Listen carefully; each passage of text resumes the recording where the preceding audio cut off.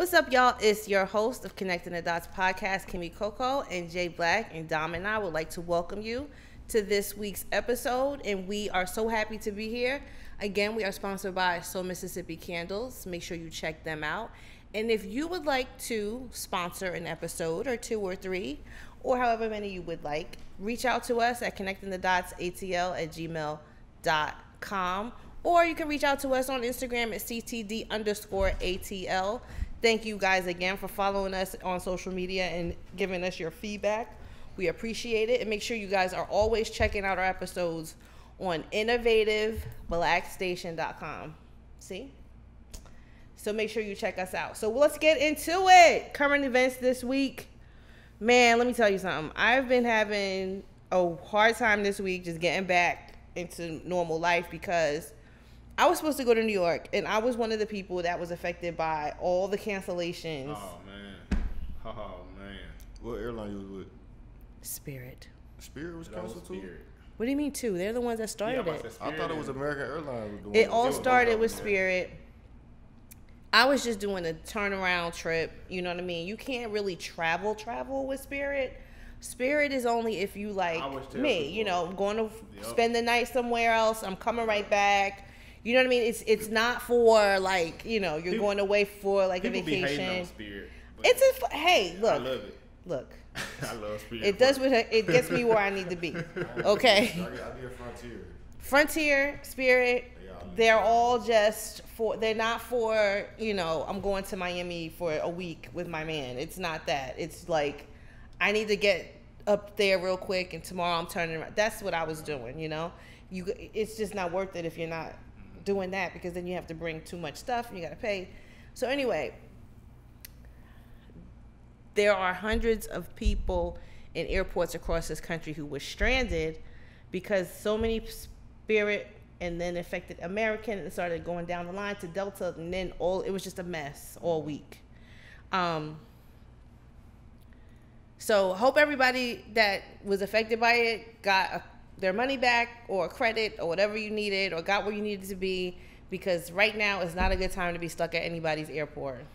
Yeah, I heard some horror stories of like flights being canceled, and of course, like luckily you were, you know, going for a fun trip, like, you know, but yeah, it wasn't an emergency. But imagine how many people, like weddings, funerals, whatever, you know, work.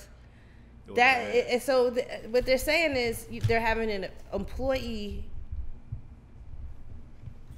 shortage. Due to whether it be people leaving or people on a vacation, or them overbooking flights and not having enough people. And this is like a really, really busy travel time right now. But whatever, they weren't prepared, clearly. Yeah, I think most people don't realize just in general, and I think the playing field in employment in general is changing, because I don't think I'm the only one that, you know, you can walk down the street and it's almost help wanted signs in every I've seen window. That, like for Chick-fil-A and places like that. Yeah, didn't something just come out with Target? Target is going to pay, just like Walmart, they're going to pay tuition for their employees. Right. And I think they raised their minimum wage too. A lot of places are raising their minimum wage to $15. But let me see what it specifically Target had going on last week. Mm-hmm. I remember them saying that they too were going to start paying for their employees to go to college. Target is going to cover 100% of college tuition. Mm-hmm. So, and also book costs.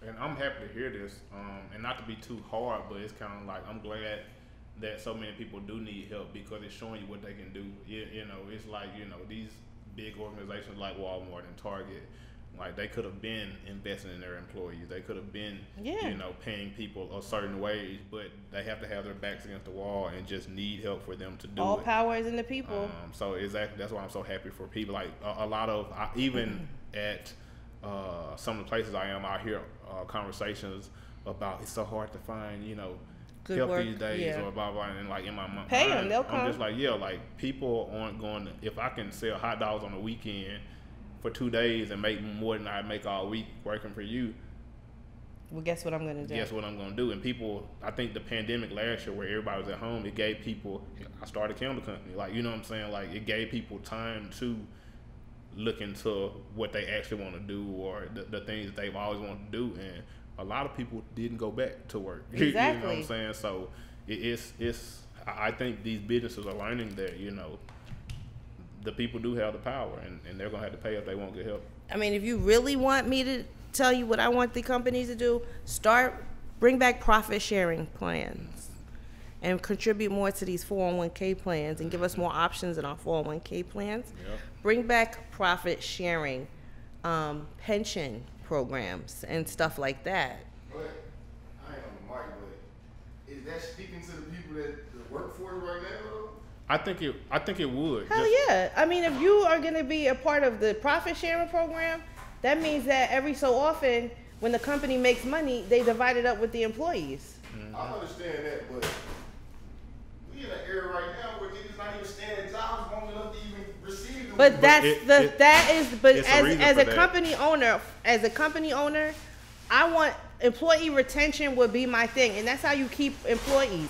Those are the kind of incentives you give people to stay. Because guess what? If you leave, now I got to take my time and train somebody else, which is more money, get them the knowledge transfer that you had, and you cannot replace experience. Yeah. You cannot replace experience. So I'm speaking to these companies now. If you want to keep employees on your payroll, because knowledge transfer is expensive, start back with pension and profit sharing programs, because guess what? Social Security is not going to do it. It's not going to be enough.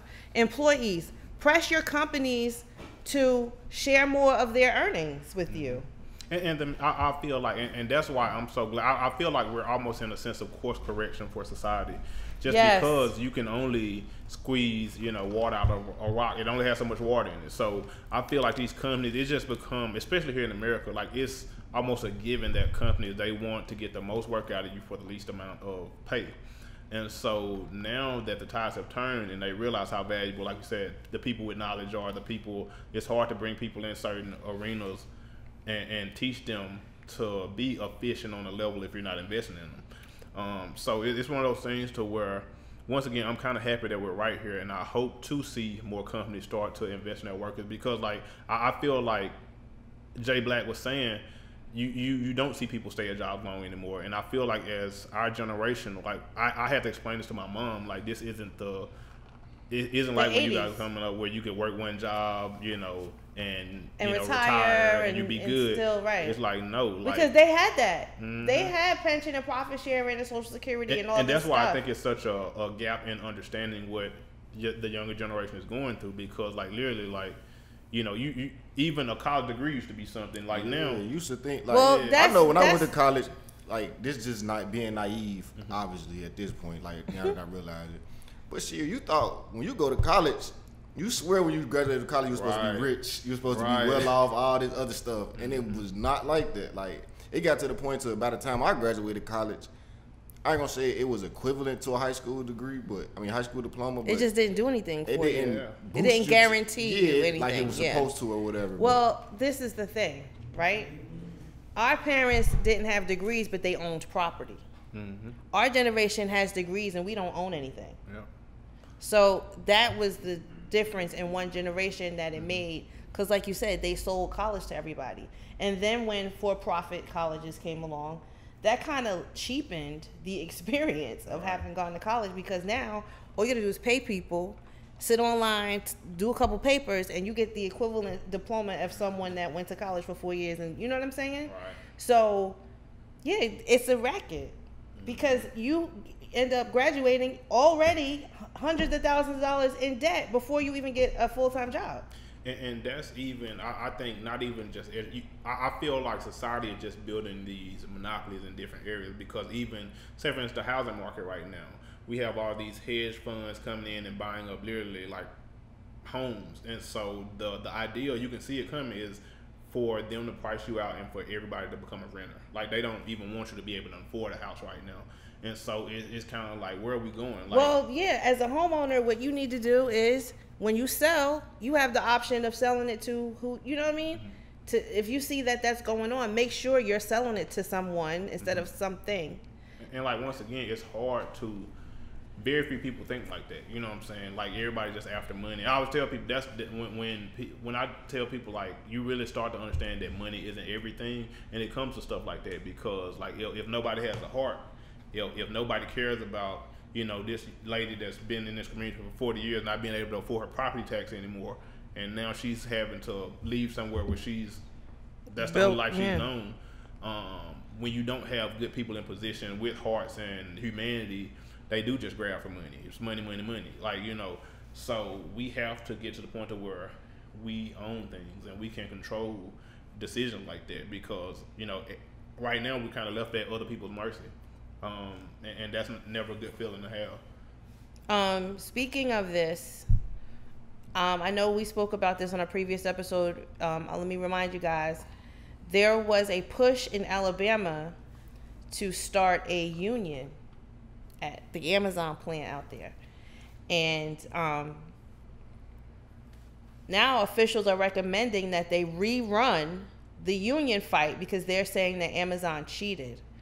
Officers from the National Labor Relations Board, the NLRB, have been looking into the legitimacy of April's vote. Amazon appears to have stopped a union from forming, winning a vote on the issue by a margin of 2-1. The Retail, Wholesale, and Department Store Union, RWDSU, alleged that Amazon had illegally pressured its workers. Of course they did. The NLRB has the power to force a rerun. The president of the RWDSU said Amazon's behavior throughout the election process was despicable. He said Amazon cheated, they got caught, they are being held accountable. The union specifically alleged the employees were pressured to drop ballots into a mailbox that was in view of Amazon cameras. If it was claimed Amazon was trying to create a perception of surveillance, Amazon has said the box was installed to give workers easier access to voting. Amazon said it planned to appeal. So, usually employers are against employees forming unions only because you determine what your work environment will be like. And you have a backup now. You have a union behind you. And they discourage you from doing that because they want to save money and cut back and do whatever they need to do to get you guys to work as cheap and easy as possible. And I agree 100%. Why they chose Alabama as the place, to me in itself was calculated, deliberate. I don't know why you picked Alabama instead of somewhere else to decide whether you were going to form a union at Amazon, but Amazon needs a union. I've always said that Amazon is the new plantation. But maybe people don't see it yet because they are, they're employing people all over the country even when some people were not hiring. But what do you think? What do you guys think? I think, once again, it's a reason that these organizations fear the word union so much because they want control. Anything that's going to tap into them losing any kind of control, they're gonna do what Amazon did. They're gonna try to cheat. They're gonna try to do whatever they need to do. And once again, you have to realize like Amazon is like insanely profitable. Like it literally wouldn't take them anything. It wouldn't hurt their pocket. No, he's building rocket ships and flying to space with his friends, and it just shows you once again the people that make this company run and make Jeff Bezos billions of dollars. He doesn't care much about them in the sense of it wouldn't be that hard to just. If I had Jeff Bezos' money, I would give you $15 an hour just so you leave me alone. Like, you know what I'm saying? Like, whatever, dude. Like, you know what I'm saying? What you thinking? You making faces? I hate when people say stuff like that. If I had his money, I would do this. It's because it's like on the outside, it looks like he has. We don't know if he. I guess his wealth is 1 point or whatever the billions is. From my understanding, that's just what your assets. That ain't necessarily what you got first and foremost. And secondly, like it takes money to run a business. We don't know how much it takes to run Amazon. You do because that's public information. Like right. really, okay, like, well I don't, but I'm sure it costs a lot. You feel me? Yeah. I'm sure they gotta. You feel me? They gotta stock out. I mean, have all this shit. Like they gotta have stuff on hand. Like so, just to say, like it's how many workers at Amazon? It's over probably 1 million workers for Amazon. I think I hear what you're saying, and I always tell people. I said that as a phrase, you know what I'm saying? If I had to, I never try to count people's money in the sense they have 798,000 employees. Sorry to interrupt you. Yeah. That's the head count. But at the same time, what they always say, it take money to make money. And when you get to that level, you realize the percentage of what it would take of his money to make this happen or to do this or do that. And I'm just saying it wouldn't be that big of a deal in the sense of hurting his bottom line in the sense of the business sense. We ain't even talking about his personal money. Like, you know what I'm saying? Literally just business. It would not take that much for Amazon to... Now, smaller businesses, yes, I understand. And the employees we're talking about entry-level employees, right? Well, I'm not saying that they're not worth $15, but like, let's put everything into perspective. Like these people are making stuff work or whatever. But again, we just talked about the knowledge and experience. These people are replaceable. Like I can go for Kroger, I can go get another bag person. Anybody that needs a job, I can go get another bag person. That's a thankless job. And I hate that people say stuff like that for the simple fact, like in a pandemic, we were just calling grocery store workers, you know, essential workers. And I'm not saying they're not essential. But let me finish in the sense of like that they're replaceable. Like when we down bad and we need people, you realize how indisposable they aren't. Like, you know what I'm saying? Like you need people. I don't care. And I realize, like, I love technology. The world's going towards technology. Like we're gonna be able to go into grocery stores and machines gonna get what we want off the shelf like real soon. But at the same time, I always tell people, no matter how many machines you have, people got to be at the forefront of it because that machine gonna break sooner or later. That somebody gonna have to fix it. Like, the service, just like at Spirit, like the customer service is horrible. For stuff like that, when the machine breaks down, you're not getting an entry level employee. But what I'm saying is, like, once again, one thing I always learn is you're only as strong as your weakest link. That's what's wrong with the United States right now. Our infrastructure is shitty. Like, you know what I'm saying? We don't invest into ourselves, and that's why you see so many other countries racing past us in so many things outside the military. The only thing we invest in is war.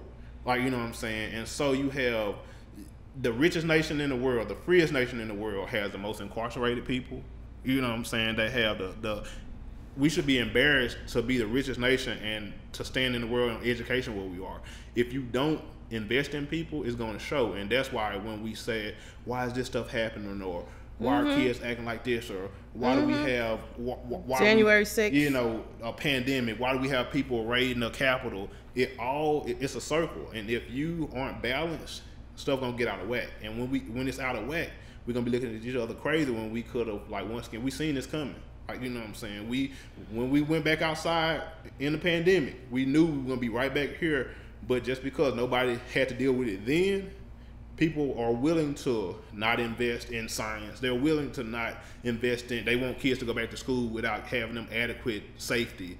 And we always gonna end right back up at square one just because, like, once again, we didn't invest on the lowest level possible. We don't invest in kids. So 18 years later, when they growing up and they don't have an education, they're gonna go do They're crime. gonna be letting people tell them anything, like, don't wear a mask, and Trump won the election. And that's the point I want people to say, like, everything is cause and effect, and we aren't investing enough in some things to get anything out of it. And when nothing comes out, we start to look at each other like it's your fault. It's like, nah, like, we've been here. I mean, I think that the other side of that is, if we're not going to be prepared and give people money and educate them and show them how to invest and save and invest in property and stuff like that, then be prepared for the government to have to continue to bail out people. You know what I'm saying? And the government doesn't bail out people. They bail out corporations for the simple fact, like, once again, like, we're even going back to even, like, the stimulus checks, however you feel about it. Like, people don't realize, like, America gave you what, you know, how much money? For about $3,000 total. For total months. For a year. Like, you know what I'm saying? Like, legit. Like, how crazy does that sound? Like, we helping you. We're gonna give you $3,000 for you to survive on. If you ain't got no income coming in, $3,000 for the year in America. You know what I'm saying?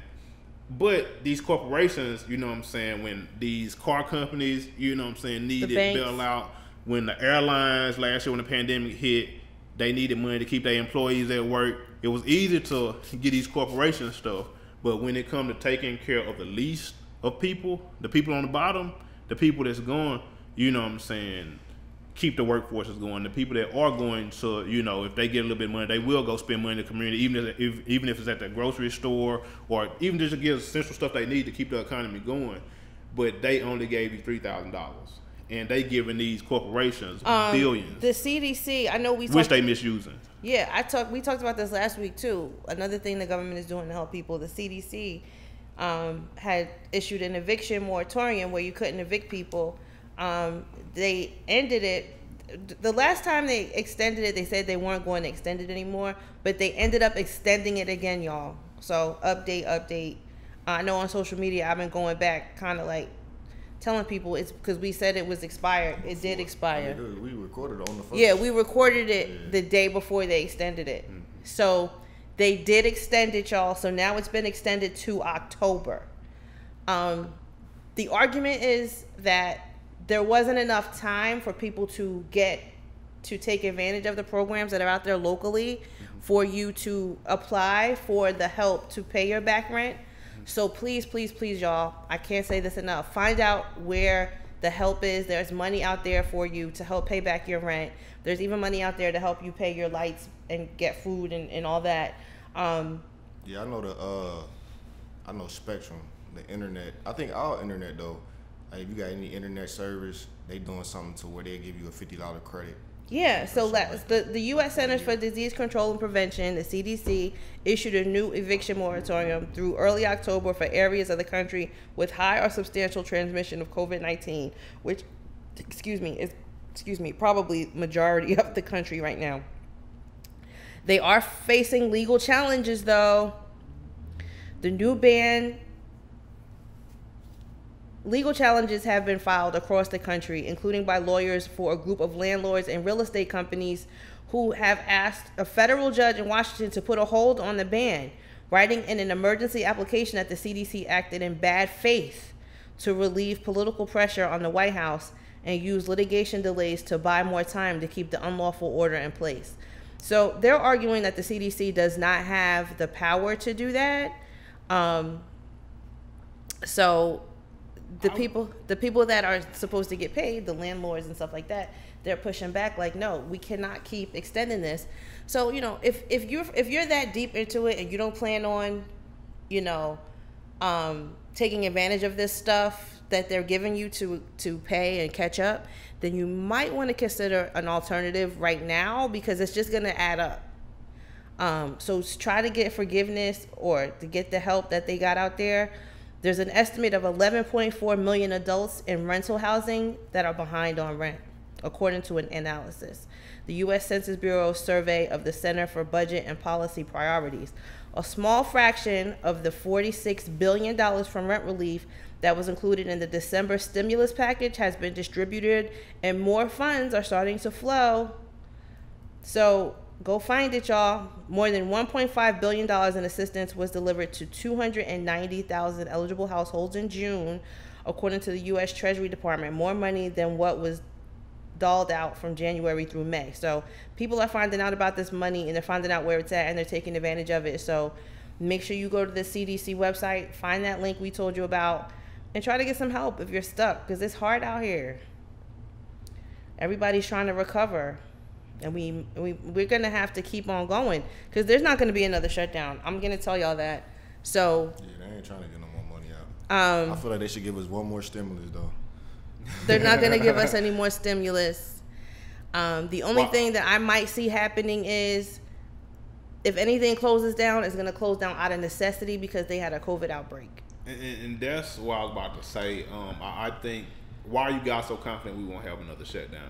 Because they already said they wouldn't. The government already said they don't care. They said that last year. I thought Joe Biden, the administration, literally said that they're open to, like, they're not ruling it out. What you laughing at? There's a lot of stuff he said. He said he wasn't extending the eviction moratorium, and he did. That's what I'm saying. He just to me, it looks like he just don't have no control. He just talking like he don't. It's like he's giving in. I'm not educated. I'm just kind of like looking from the outside. I ain't did no research, so I'm kind of just speaking emotionally. But it's just looking like he's not who we thought he was. That's just what I see. I mean, I see that he's exactly who we thought he was because he's trying to be stern but he's not. Every time he sees that there's a need, he's giving in. He's like the parent that won't discipline the children. Like, go ask your dad, and dad always says yes. He wanted to be stern and say, okay, the eviction moratorium is over in July, y'all. Get it together, get vaccinated, get your jobs back, get your money back, blah, blah, blah, blah, blah. And Cori Bush, the congresswoman from Missouri, she protested. She went and sat outside the Capitol in protest of the eviction moratorium ending. She slept out there for days, and she had the media coming out there, and she was like, look, I've been facing eviction before. I know how these people feel. It's a horrible feeling. You're sitting out there with your kids. You don't know where to go. School is about to start, and Joe Biden collapsed, and he said, look. But is that I don't know if it's the word, but I think epitome is the word I'm looking for, but is that the epitome of the Democratic Party? Man, and that's what I was about to say. Like, into what you don't stand on nothing. You're not firm on nothing. And to me, it's senseless for her to even beg. Like, how do I say this without sounding So you get too kicked mean? out now and it's closer to Christmas. Like, I don't get what that was about. I mean, I get it. People need. It's not even about that. It's about, once again, our representatives holding their representative accountable. One congressperson is out there protesting. What the rest of Congress said? Like, you know what I'm saying? We literally have representatives from each state that are supposedly telling what their people want. And so, once again, the president, if you understand how politics work, he can only do so much. Right. Now he can, he could go crazy like Donald Trump and just, executive, write this stuff up. But at the same time, it does take away from congressmen and the senators. All these people who knew this eviction moratorium were coming, like, they had time to formulate a plan to help people. They had time to talk to people and see, okay, what do y'all really want if they out here in their communities? But once again, none of that happened. And I understand when you the president of the United States, and this was one of the things that kind of irritated me when President Obama was president. It's kind of like we were all asking him, do this insane stuff, when if you understand how politics work, like, that's not really his job. It's not his job, right? And so I want us to. But I always say they pay attention to the person that screams the loudest. So they scream. The people that wanted them to extend it screamed the loudest. And that's, I mean. But that's kind of like trying to do your homework at the last minute, and you know what I'm saying? Because, like, once again, I can't even let that slide, because, like, once again, all these congressmen, all these, state reps, they knew when the eviction. It ain't like they. On Monday, I told them the eviction moratorium is going to end on Friday. If that was the case, they extended it like 3 times. But what I'm saying, if that was the case, but they extended 3 times, but they also knew this deadline was coming. So ideally, I can't let them off scot-free, because, like, once again, it's your job to take care of people. It's your job to make sure that people are okay if they aren't able to go to work and COVID outbreaks. Like, they pushing people to go back to work, to get these vaccines. In which, like, once again, I'm not one to tell people to get the vaccine or not, but, like, you got to understand what's happening in society. Like, they're trying to tell people to run into a burning building. Like, I'm not about to go to work and sit beside somebody that's coughing, and you know what I'm saying? It's not gonna happen. So, yeah, I feel like we're getting to the point of where we want things without it being reasonable. So, I think that we have to think about how many people I just ran down. How many people were going to be facing eviction? All those people, their representatives aren't necessarily going to bat for them. So she took it upon herself. I mean, that's a lot of people that were facing eviction. Yeah. So, I mean, he did what he felt like was the right thing to do for a large number of people. I feel like he's just being reactive. You think that I feel like he's being reactive. Yeah. Everything is being reactive. You're the leader. You have to stand firm. Like, that's one thing about, the last president, even though he stood firm on what he believed in. And as a leader, sometimes you have to do that. Like, I feel like that's the problem. Like, the Democrats, they the nice guys. I don't know, but I can understand that. I can understand him. Yeah, I can understand man. Where he's coming from. It's irritating. It got to get to a point to where you got to stand. You got to just stand on something. I mean, you can't. I can only ask you to be nice to me so many times before we fight it. Yeah. I'm not gonna keep begging you to be my friend. Like, you know what I'm saying? And I feel like that's what the Dems are. It's like they want to form this kumbaya type deal. And it's like these other folks keep punching them in the face and they keep begging to be friends. Yeah, your opponent don't like. They're not playing like that. Right. When the Republicans, when they want something done, they're not going to vote on it, or they're going to make sure that it goes their way. It's some like any means type stuff. Like how is this? It's like how is this? We didn't have this narrative again. Like I'm not a person that's deep into this, that's studying this on a regular. I'm just going by the headlines, not what I hear. But how is it that we got the majority and well, not we?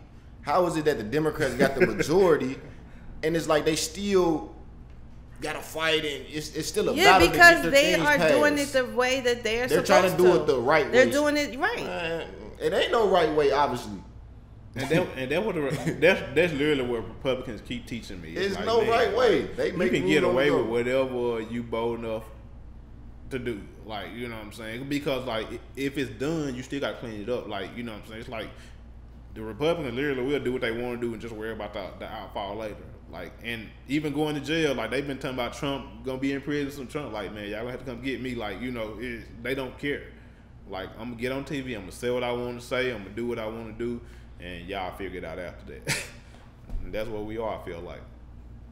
And it's sad, but welcome to America. We're in a really bad place. I wouldn't say that. I think we are. I wouldn't say that. You think so? In what sense? Every sense. Talk to Rosa Parks. Martin Luther King would like to have a word about that. Oh, man. Your dad would like to have a word about that. Talking about some we in a really bad place. Oh, man. It's definitely some work needed. It's some work needed. It's always going to be work needed. I feel like we just got to... We stuck in like traditional shit. And I think it ain't nothing. It ain't like a bad thing, but everybody's just stuck to how the way life has been. It's a horrible thing. Because no, I say it's not a bad thing because it's not your fault. Mm-hmm. It's not our fault that we've been living this life for so long. We finally got access to information. Now we able to know a little bit more. Mm-hmm. And it's just like... But literally, that's where the war... I tell people that's where the war lies because we do have access to... So, like, even when we were younger, like, somebody had to tell us stuff. Like, you know what I'm saying? Like, you had to believe what your mama said. You had to, like, believe what the news said. Yeah. The news was your one source, really. And the caveat is, like, these kids now, like, if you tell... And we were taught to respect elders, too. Like, even if somebody tell you something wrong, just shut your mouth and keep going. Now, these kids, like, you know... If they know you telling them something wrong and they can go research it, they don't care. Like, they not about to let you tell them to stand in the middle of the street and they know a car coming. Like, they gonna be like, nah, that's stupid, OG. Like, you know, it's the access to information is just endless. And older people are just, you know, they're getting in wars with younger people literally over information. Like, I hate, even in work, like, I see younger people training older people now, and these older people are getting paid way more than them, and I got to teach you how to open up my Microsoft Outlook and, you know what I'm saying, what to sell do. It's kind of like, bro, like, I should be making what you making. Like, you know what I'm saying? And it's literally, you seeing tensions in the workplace because, like, you got people that's on the top that don't know nothing about technology. They want to come into the office because they don't know how to work no computer from home. Like, they literally just don't want to change and, like... Well, they're going to have to because... I mean, I don't know. It's definitely a pivotal time right now. It's crazy. Another thing I'm trying to figure out is Stacey Abrams running for governor of Georgia. I'm so tired of even wondering. Like, I'm over Stacey right now. Until she's going on tour. Did you guys read about that? About the voting? Is it voting rights or she's still? I think it's her book tour. Okay. Yeah, I can't be mad at her. Like, she don't want to run. Like, don't. But if you are, don't put yourself at a disadvantaged position. You know, hopping in at the last minute. And I'm pretty. She's a smart lady. I'm pretty sure she probably thought about all of this. But I think he should go run for governor. Nah, I can't see that. But you never know. I'm about to say, shit. You never know. I doubt it. I think she's that rivalry. I think she's done with politics right now. And I wouldn't blame her either. I tell you, it's hard to be king, especially in a place like a queen, you know, in a place like Atlanta, because it's all eyes are on us. Like, Atlanta does influence everything. Like when you're the mayor of Atlanta, you're not just the mayor of Atlanta. You got a lot of other responsibilities just because you realize what that title comes with. She's going on tour around the country to talk about politics. Okay. And Georgia is not one of her stops. I'll probably skip over Georgia too, the way things been going around here. So right now, Kemp is running, but we don't know who's running for Democratic side. I mean, Stacey Abrams, I've been waiting to vote for her since 2018. She doesn't have to do much campaigning. Right. I mean, all we got to do is show up again. So I get it, and maybe this book tour is to help her raise money. Yeah. She could announce it the day before. And that's what gives me. Everybody knows that. Yeah, I about to say she done already campaigned before too. So it's like you say, everybody they familiar with her policies or whatever. And now the Republican ticket is split because there's a few people that are running for governor on the Republican side, specifically, Vernon Jones, is that his name? And Brian Kemp. Stacey Abrams' tour, it's called A Conversation with Stacey Abrams. She'll be in San Antonio, Texas, Milwaukee, Wisconsin, Detroit, Michigan, Mesa, Arizona, Denver, Colorado, Medford, Massachusetts, Brooklyn, New York, Jacksonville, Florida, Grand Prairie, Texas, Nashville, Tennessee, Charlotte, North Carolina, and Durham, North Carolina. She's going on the road for a series of exciting conversations on politics, leadership, and social justice. So is this a campaign for president in 2024, or is this, her just really wanting to go educate people around this country? Who knows? But as long as she doesn't announce that she's running, then her money is her money. And I ain't think about that. The president, I can see her running for president, possibly. And, I think the tour is market. Like, all this, it marketing. comes down to marketing. Like, getting your face out there, keeping your name in these conversations. And, it'll lead to, helping your chances in whatever race you whatever you decide to do. Yeah. So we'll see what Stacey Abrams has going on. That's going to be interesting. I really hope she runs because I just want her to save us. With Georgia, we need help. Black women tired of saving the world. She might be on her own. Yeah, that's true. I mean, she needs to do what she feels like doing, but just me being selfish, I want her to run for Georgia governor. I don't think you're alone there, honestly. I think a lot of people literally want her to run. And I'm one of, I would be very happy if she did, but also understanding how politics work. You see mentally what it did to Keisha. Yeah, that's what I'm saying. Like, I don't want Stacey. I don't really want Stacey to run. You don't? Because she's gonna lose her hero status. Yeah. Because she's gonna get in office and she's gonna do what she can. But again, I think I asked you before. What politician has been your savior that you feel has been that savior for you? It's not many. If it is, it's not many that you say that it got in that office and you've been completely satisfied with. Because it's hard, because you're not just the governor of black people or Asian people. Right. Like, you the governor of everybody. You literally have to do what's best for everybody. Right. And so when you get in office, once again, Stacey Abrams is a highly intelligent person. So she understands politics. She understands what's going to come with this. And once again, we see everybody gets in office, their hair turn a little bit grayer. Yeah. It's a stressful job. I don't want to downplay it like it's not a stressful job. Yeah. But I just feel like she's done a lot more without being in that position. Right. She's done great things without being in that position. So it almost would handcuff her a bit. Yeah. I feel what you're saying. So there was a rally in Rome, Georgia yesterday. A GOP rally to learn about the 2022 candidates. The Coosa Valley Fairgrounds was packed. They said there were so many people there, and they did a straw poll. And according to the straw poll, Governor Kemp is in the lead to win. Yeah, but if you ask a bunch of people in Rome, Georgia, who's gonna? Yeah, I mean, what do you come ask us in Atlanta? We gonna say we don't know because we waiting for Stacey. Yeah, when Kemp took the stage, he was met with a mix of cheers and boos because remember, there are still those Republicans that think that he's responsible for Trump losing the election because he wouldn't lie and overturn the Georgia votes. A lot of people that held up signs that said Trump won. During his speech, he touched on the election law passed this year, increasing funds for the police and reopening the state early to help the economy. Frustrated and angry as you all are about what you've seen in the past, we have so much optimism here in our state. That's what Brian Kemp said. As long as I'm governor, we will not shut down. We will keep our economy open. We will fight the COVID-19 virus and whatever variant there is with vaccinations and guidelines, but also with individual liberties and responsibilities. So to answer your question earlier about if we were going to shut down or not, absolutely no. Not here in Georgia, we're not. We were the first ones to open back up. Close down what? We're not closing down nothing. It feels like we never shut down. Really. A straw poll taken during the rally had Kemp far ahead any potential challengers in the GOP primary. Out of 354 votes, he got 265. So they're already campaigning. They're already strategizing, plotting, and planning. And we over here like, okay, who's running for governor on the Democrat side? I do think it's funny because I think that's like the caveat that we're not thinking about is Trump really does not like Brian Kemp anymore. And he has said he's going to campaign to use his funds to make sure he's not governor again. So it's going to be interesting if Trump is, and we know his petty level.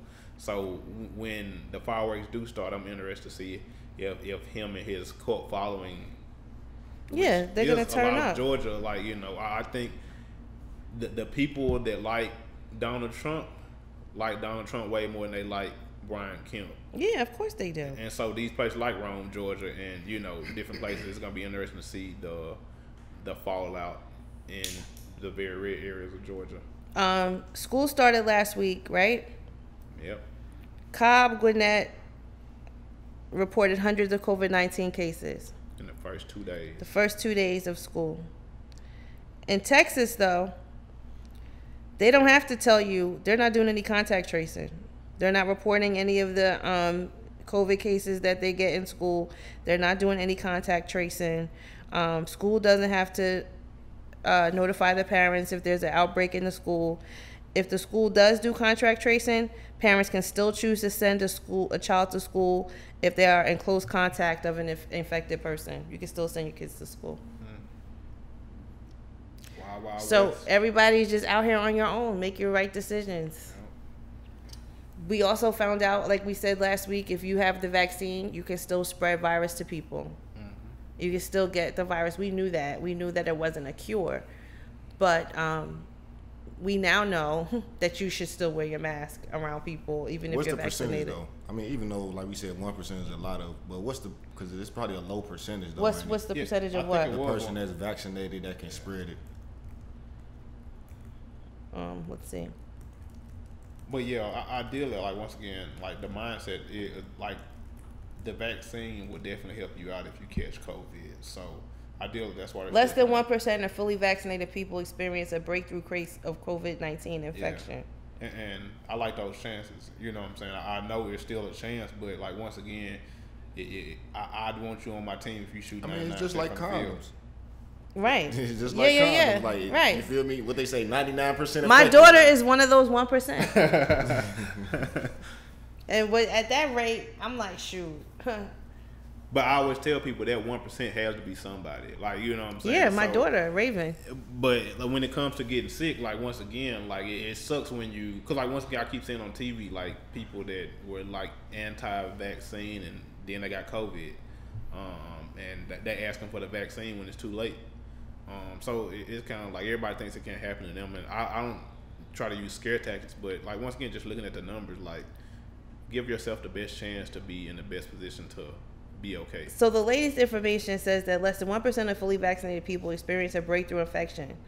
The federal government only reports data on breakthrough infections that result in hospitalization or death. Mm-hmm. So that's why we don't know, because they're only talking to people that got COVID, that had to be hospitalized, or that if they died, if they got. So I mean, somebody could be at home right now coughing and COVID, sneezing, and they didn't have to go to the hospital, which is good. You don't want to have to go to the hospital. That's the point of getting it. Because you can still get. So back again to what we were talking about 2 episodes ago, right? Viral load. Yeah. Once you have the viral load, it's not going to multiply as much in your body if you have the vaccine, is my understanding, and which is why you won't be hospitalized or get sick or die. Whereas if you aren't vaccinated, you don't have that protection to help fight the virus off. And that's the interesting thing. So the viral load is not duplicating as fast, where it makes you so sick. So I mean, and I know they so-called expired on people. But wasn't that the purpose of the antibodies? To help you with viral load? Yeah. So it does the same thing. If you already had COVID and you have the antibodies, it does the same thing. But we don't know how long those last, because we don't know how much you had in the first place. You know, they're not testing you like that. I mean, I guess in a sense it's like a vaccine. Yeah. If you've already had COVID, you're in the same right. So it's the same thing. But we can measure the one you got from the vaccine. You know what I'm saying? Because we gave it to you, so now we know what you got and how long it's gonna last. Whereas if you got it naturally, we don't know like your antibody level. We don't know how long it might last. A month, 3 months, 6 months. We don't know. I mean, they say if you had it really bad, you probably have more antibodies that'll last you longer, as opposed to if you had a mild case. You know what I mean? But it's just good to know for sure. Okay, I got my vaccine. I'm wearing my mask. I'm staying away from people. I'm staying out of people's face. That just gives you that level of confidence to go on about your life, go to work, go to school, do whatever you got to do. That's all they're saying. I mean, it's that peace of mind, and that goes back to my point of like we've been conditioned to. And no, I can't say that because these you think that peace of mind is not stable, right? We don't know. Like again, this is science. It happens in real time. It happens in real time. They always, what is it? The placebo. They always have the drug that doesn't do anything because it's science. But that's in the first stage of the trial stage. This is the first stage. No. What I mean by that is before they even got distributed it. Yeah, but that's when they were giving the placebo out. What people I get don't that, understand, but still, it's like on a mass. You still have to test this shit on a mass scale. I mean, that's what they're doing. Yeah, I feel like that's what they're doing now, and I feel like the Johnson & Johnson might not be the one that has nothing in it. I don't think. Yes and no. I feel what you're saying, but once again, going back to science, even on the lab level, if you're in the lab and you're replicating, the CDC is right here in Atlanta. Like, you know what I'm saying? Literally, like, ain't no telling what they not doing in some of these buildings to keep us safe. But even from a basic level, if I have to make this one cell into 64 cells, like I can literally get in the lab and see how long that takes. So they use those numbers over a widespread population to know, okay, we got to vaccinate this many people to control this in this amount of time. And so by the time it comes to the market, like they've already done that research. And so that's why we are back where we are now with the Delta variants and all these other variants of COVID-19, because ideally we knew if we can get this many people vaccinated by this time that the virus will, it'll come down to a controllable rate. We didn't get the number of people vaccinated that we need to, so now we have all these other variants popping up. Like science literally told us if we do this, this is what has happened. But we didn't do this, and now we're still running around scared. We're still, trying to figure this out because we didn't do what we need to do. So now we might have to formulate a new plan to calculate. It's a lot more spread now, so now we're gonna have to come up with another, formula to help people. And that's the scary thing, because it's kind of like, once again, if you would have made the investment on this side to make sure that people had access and that they could, stay at home and not worry about how I'm gonna pay the bills, like, once again, cause and effect, going back to that whole, mindset. There's a low amount of African American people that are vaccinated. How low? I'm reading 23%. So only 23% of black people in this nation got vaccinated. Wow. What's the in comparison though? Like, what's the other numbers like? Because I hear it's a lot of white people not getting vaccinated also. Yeah. I mean, the white people aren't getting vaccinated either. But what they're saying is, it's white evangelicals that are not getting vaccinated. The faith community, basically. I mean, it's hard. Like I don't really like when it's hard to compare. So here it goes. The to white people though, because they got way more of people. them. The CDC reports demographic characteristics, including race, ethnicity of people receiving COVID-19 vaccinations at the national level. As of August 2nd, the CDC reported that race ethnicity was known for 58% of people who had received at least one dose of the vaccine. Among this group, nearly 2/3 were white, 59%. 10% were black. 16% were Hispanic. 6% were Asian. 1% were American Indian or Alaska Native. And less than 1% were Native Hawaiian or other Pacific Islanders, while 8% reported multiple or other race. However, the CDC data also showed recent vaccinations are reaching large shares of Hispanics, Asian, and black populations compared to overall vaccinations. 26% of vaccines administered in the past 14 days have gone to Hispanic people, 4% to Asian people, and 50% to black people. So we're at about 25% as black people as it stands right now.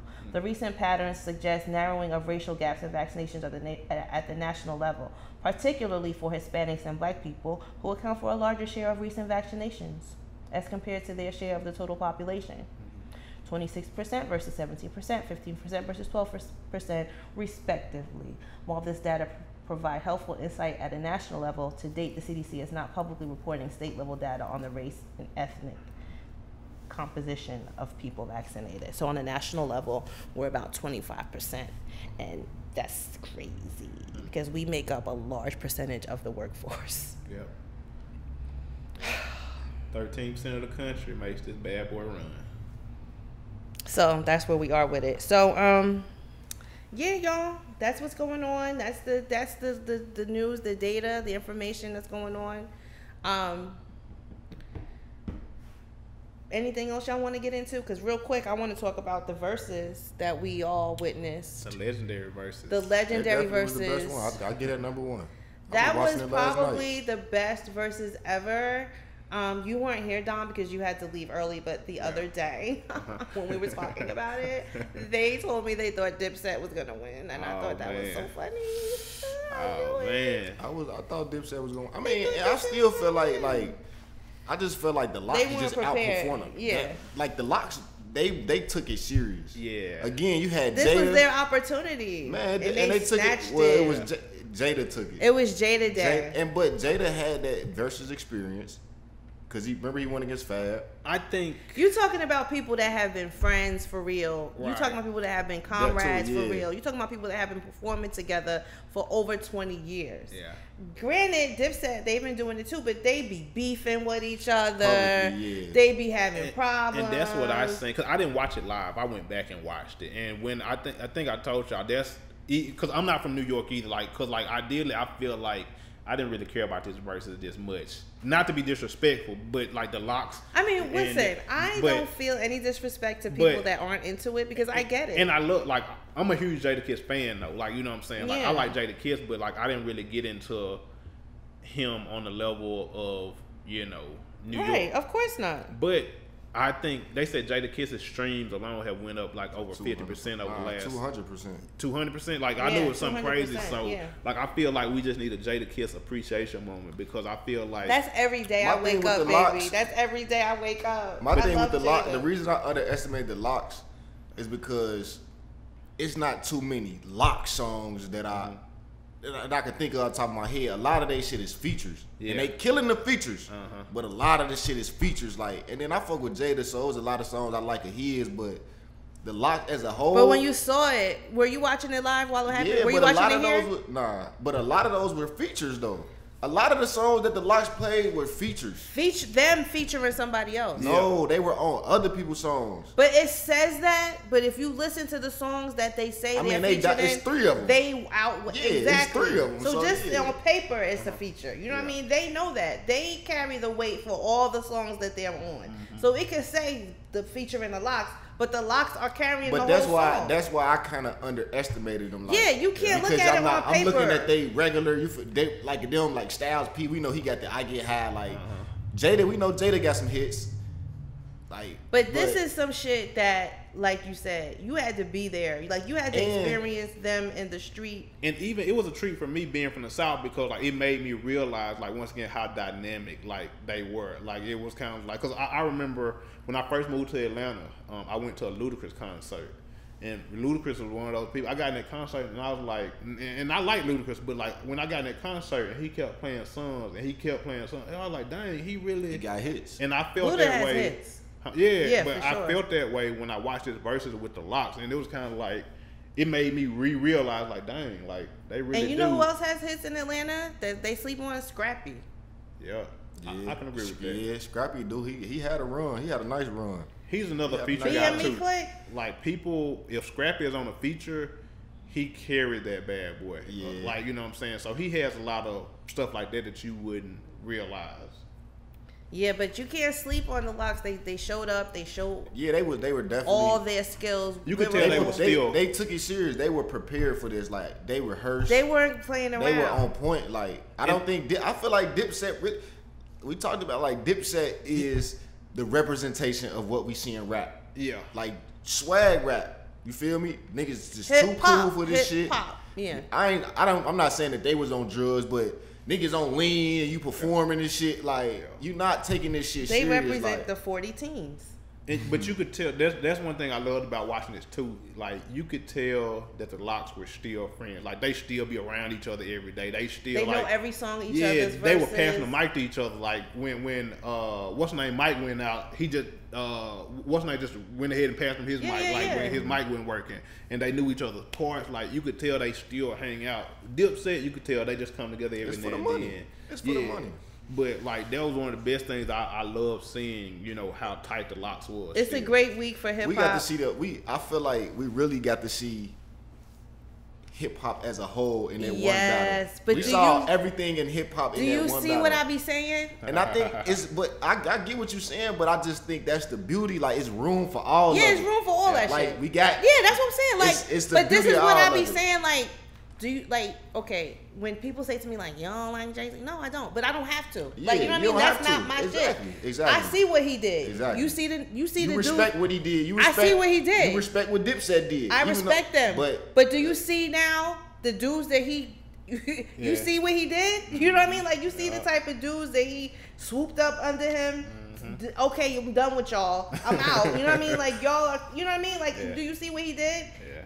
You want that camaraderie. Yeah. The Locks is a definition of what hip hop was supposed to do. Mm-hmm. The camaraderie, the friendship, they build they represent the culture, their culture. They represent Rough Riders, D Block. Like that's what we like to see. Mm-hmm. We don't like to see Jada outshine them. Now he's solo. He said fuck them. Now he's, you know what I mean? Like that would have been whack. I don't like that. I mean, I get it that that's great for you and your family and you're this guy now. But what does that say to you that now you really don't have no friends? So now you like out there, you know what I mean? You don't have that. That to me is worth more. And that's why I appreciate you so much because you appreciate hip hop history. Yeah. And I'll tell people like on my Facebook status a few days ago, because I told you I've been listening to this new Nas album nonstop. Oh, it's so great. Yeah, like, it's a Nas great week in hip hop. Yeah. But on my Facebook status, I think I put something like this Nas King Disease 2 and Migos Culture 3 were the two best hip hop albums of the year. Yeah. And people act like I couldn't like both of them. Like for what they are. Yeah, and Nas is my favorite rapper. Like, you know what I'm saying? But the Migos, the way they changing the culture of music and standing. They Dipset. But no, they're the Locks. They stay together. Like, you know what I'm saying? Like the Locks. I mean, to that sense, but I'm saying as far as like the music what they're doing, yeah. Like they're Dipset in the sense. In what sense? Like as far as like when I think of the Locks is like I'm writing my lyrics, pen on paper. Iron sharpens iron. You're gonna raise me up because your lyrics are so dope. I gotta come with it. That too, but I'm saying challenge like, each other. They rapping. And not saying that the Migos is not rapping, but it's just more swag rap. And that's what Dipset was. But I feel like in the sense of but that's the beauty of music. Like I feel like the Migos is the perfect combination of both because like once again you got these three guys who all are strong enough to make their own albums, and these albums like when Quavo's album came out, it sold millions. When Takeoff's album came out, it sold millions. When Offset's album came out, it sold millions. But they still come back together and they Migos sing, and Culture 3 is the highest selling album of this year. You know what I see that as far as like the loyalty wise, I can compare them to the Locks, but that's it. Yeah. But what I'm saying is, to me, that's what music is. It's evolution. So to see the Locks and yeah, like Dipset we don't know them. which Amigos could be them like in 10 years. But they influence, like they had some influence in hip hop on what we see today, and so it's good to be able to, dang, this Nas album is But do you bumping see yourself in 20 years from now like bumping the Migos? Yeah, definitely. Just because. Do you? I don't even really bump the Migos now. Like I never. Do you and it's see the crazy. longevity? I've never listened to I don't. The Migos don't have replay value to me. Yeah. I don't go and seek, like, it might be like the popular song. But I think even the way you buy music now, like you rent it. Like, are you even going to be able to access your account to listen to the Migos in 20 years from now? Yeah, you know what I mean? Just like you can still listen to the Locks, you can still listen to the Migos. I think Ain't it's gonna gonna be a evolve. difference there. Yeah. It's gonna have more access if anything. Well, but I don't know.